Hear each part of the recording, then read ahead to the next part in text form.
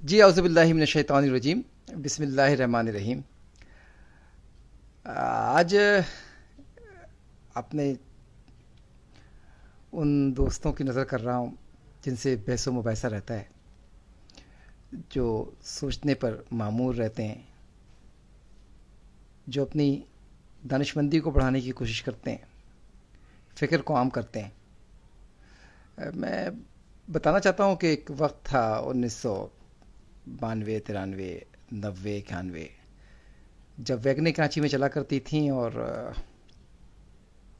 کسی وقت ہمیں اورنگی ٹاؤن جانا ہوا کرتا تھا، تو دوستوں سے ملتے تھے، گفتگو کرتے تھے، اور اس کی یہ ایڈکشن تھی کہ آخری گاڑی تک انتظار کرتے تھے. گفتگو ہوتی تھی، ختم نہیں ہوتی تھی، بحث و مباحثہ رہتا تھا اور بڑا لطف آتا تھا اس بحث و مباحثے میں، معلومات میں.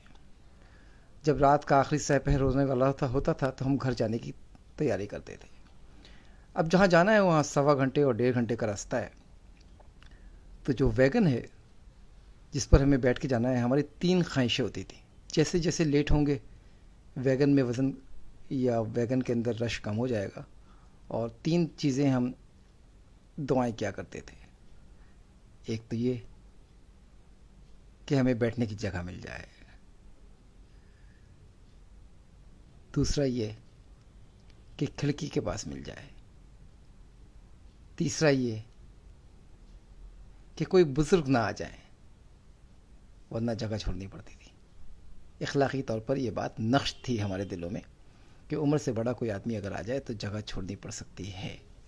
ہم دعا کرتے تھے کہ ویگن خالی ہو. وقت گزرتا گیا، آگے بڑھتا گیا. پھر وہ وقت آیا کہ وہ جہازوں پر راؤنڈ لگانا شروع ہوئے. تو ہم نے دیکھا کہیں اکانومی کلاس ہے، کہیں اکانومی پلس ہے، کہیں بزنس کلاس ہے. تو سفر جب کرتے تھے تو ایک دن پوچھا کہ بھائی یہ اکانومی پلس ہے تو میرے میں اور پچھلے والے میں کیا فرق ہے؟ اس نے کہا کہ آپ کے گھٹنے کے آگے چند انچ کی جگہ خالی ہے، پیچھے نہیں ہے. عجیب تکلیف سی ہوئی کہ جو پیچھے بیٹھے تھے وہ تو بزرگ تھے. پھر کئی بار دیکھا یہ بات کہ جو بزنس کلاس میں بیٹھتے ہیں انہیں اس بات سے کوئی سروکار نہیں تھا کہ پیچھے اکانومی میں کون بیٹھا ہوا ہے. لمبا لمبا سفر تھا، کبھی 6 گھنٹے کا، کبھی 8 گھنٹے کا، کبھی 12 گھنٹے کا، کبھی اس سے بھی زیادہ. تو دیکھتا تھا کہ جوان آدمی کو اس بات سے کوئی سروکار نہیں تھا کہ اکانومی کلاس میں بوڑھا بیٹھا ہے، مریض بیٹھا ہے، خواتین بیٹھی ہیں، یا وہ بچے جو ہیں وہ لپک رہے ہیں ماں کے ساتھ.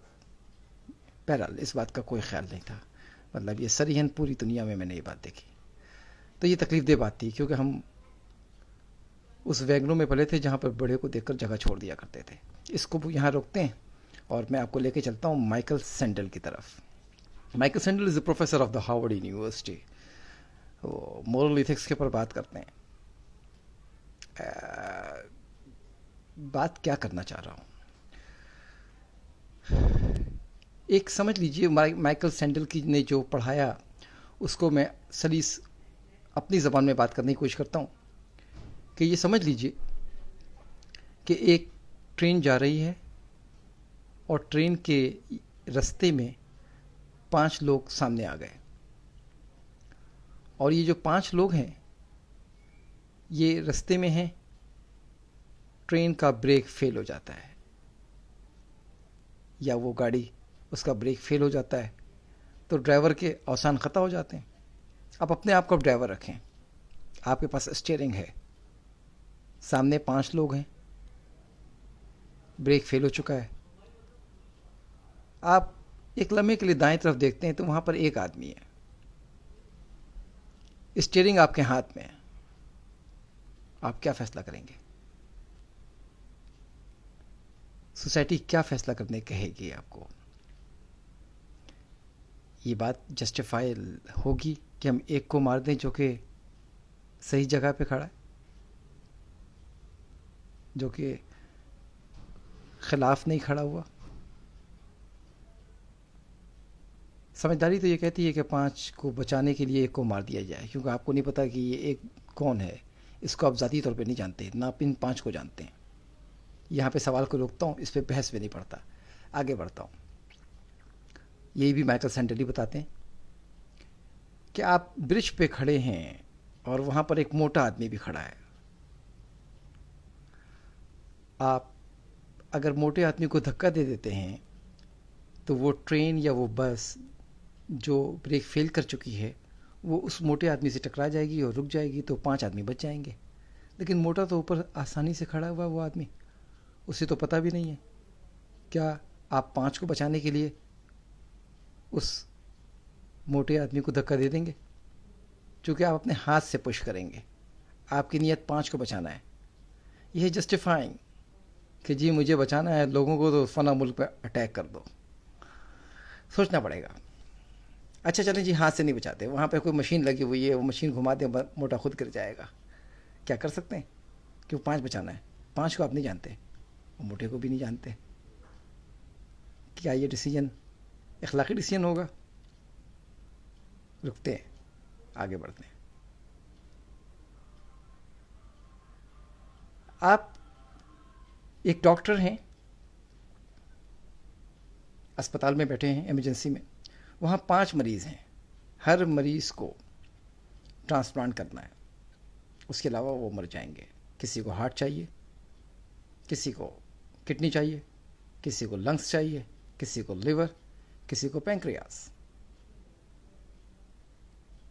اگر آپ ٹرانسپلانٹ نہیں کرتے ہیں تو وہ مر جائے گا، اور 5 کے 5 مر جائیں گے. برابر میں دیکھتے ہیں آپ، کمرے میں ایک آدمی آتا ہے صحت مند اپنی دانت چیک کروانے کے لیے، تو جو آپ کے ذہن میں آ رہا ہے آپ وہ کریں گے؟ آگے بڑھتے ہیں. 5 مریض آپ کے پاس آئے ہیں، 5 مریض زخموں سے چور ہیں. آپ کو ان کو علاج کرنا ہے، فرسٹ ایڈ دینا ہے. اچانک ایک اور مریض آ جاتا ہے، یہ وی آئی پی مریض ہے. آپ کیا کریں گے؟ آپ کے لیے کیا چیز اہم ہوگا، وی آئی پی مریض یا 5 مریض؟ جناب، گفتگو کا مقصد کیا تھا؟ قائد اعظم کے نام سے بنا اسپتال جناح اسپتال ہے.